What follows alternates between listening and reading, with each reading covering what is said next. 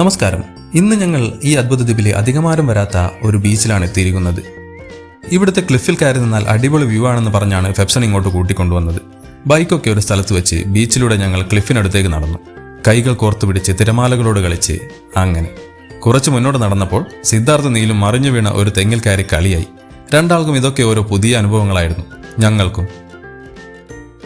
ക്ലിഫിന് മുകളിലേക്ക് ലൈംസ്റ്റോൺ പാറകൾ പിടിച്ച് കയറി മുകളിലെത്തിയപ്പോൾ കണ്ട കാഴ്ച അടിപൊളി. വിശാലമായ തെങ്ങിൻ തോപ്പും അവിടുന്ന് താഴെ നോക്കുമ്പോൾ ശക്തമായ തിരമാലകൾ അടിച്ചു വരുന്ന പച്ചക്കടലും. എന്തൊരു രസമാണ് ഇത് കാണാനറിയോ.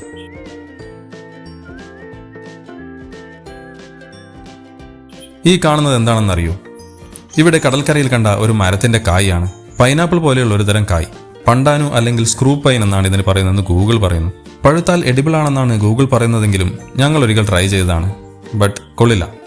മണ്ടരി എന്താണെന്ന് പോലും അറിയാതെ കുലച്ചു നിൽക്കുന്ന തെങ്ങുകളും നീലാകാശവും തിരമാലകൾ കാർന്നു നിന്ന ഭൂപ്രകൃതിയും. ഇതിന്റെ സൗന്ദര്യം ക്യാമറ കണ്ണിലൂടെ നിങ്ങൾക്ക് എത്രമാത്രം ആസ്വദിക്കാനാവുന്നുണ്ടെന്ന് അറിയില്ല. But it's amazing.